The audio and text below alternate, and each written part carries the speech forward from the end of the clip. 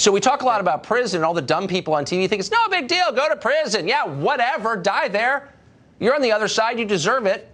But you never hear from anyone who's been in federal prison. And one thing about people who have been in federal prison, they tend to be for prison reform because it's bad. Bernie Kerik is one of them. He's a former NYPD commissioner, author of the book From Jailer to Jailed, and he joins us tonight. Quick question for you, Bernie Kerik, is you see people blithely recommend that so-and-so do the rest of his life in prison. What's your reaction to someone who's been there? Honestly, it makes me sick, especially Cory Booker. I've worked with Senator Booker for the last 5 years on trying to get these bills passed. And at every meeting, everything we've done, first time, nonviolent offenders should not go to prison for life, should not go to prison for extended time. We should look at alternative sentencing. And then to hear him talk today, like Paul Manafort should go to prison for the 19 to 24 years or whatever the recommendation was. It's BS. It's completely hypocritical, and it just makes me sick. So you hear people say, and we'll just be honest, I mean, most people you see on TV are dumb. You know, that's why they're not in finance. So they don't know. But you do know. And when you hear them say, it's club fed, whatever, it's easy, you're basically going to be golfing the whole time. Is that true?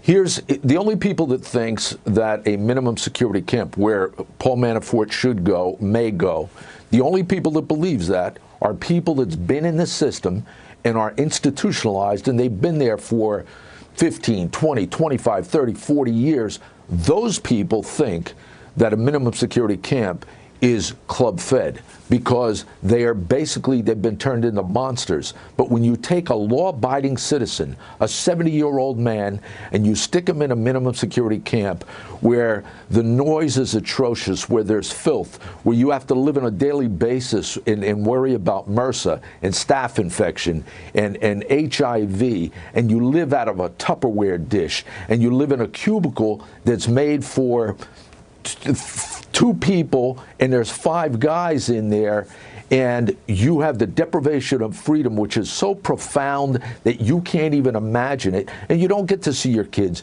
you don't get to see your grandkids, and if you don't have money, you can't survive because you can't talk to anybody on the outside. Don't tell me that a minimum security camp is a country club or club fed because you have no idea what you're talking about, you're delusional, or you're just plain stupid. How do you feel as someone who's over 40, watching your country become a place where people openly call for the imprisonment of their political opponents because they're their political opponents? You know what, Tucker, I wrote about this today. There's an article in Newsmax, and it's basically, it's all about Nadler sending out 81 letters. He's going to torment and torture and bankrupt 81 people for political reasons, selective and political reasons. It's got to stop. Somebody has to do something to stop this. They're bankrupting people. They're destroying people's lives. They're crucifying people, families, kids. It's just sickening. It is sickening. I agree with that completely. Bernie Kerik, thank you very much for your perspective on that. Thank you. We have Fox News alert for you. Actor Jussie Smollett has been charged with more than a dozen additional felonies stemming from his fake hate crime last January. This January, Trace Gallagher has the very latest on this and joins us now. Trace? Hi, Tucker. He went from 1 felony count of disorderly conduct to 16 felony counts. And to make matters legally worse for Jussie Smollett, the grand jury also returned 2 sets of charges because they say he gave false statements to 2 different Chicago police officers, and the stories were different, telling police about the racist and homophobic slurs, the suspects yelling, "This is MAGA country," and saying they beat him up, put a noose around his neck, and poured bleach on him.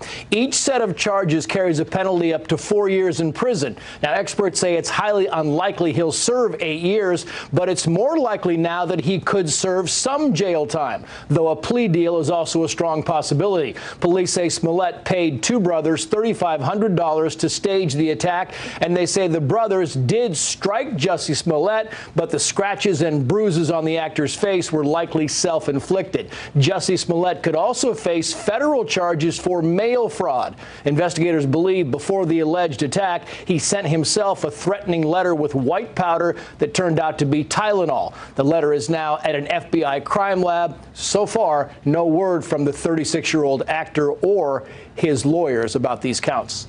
Tucker. Really an amazing story. Trace, thanks so much.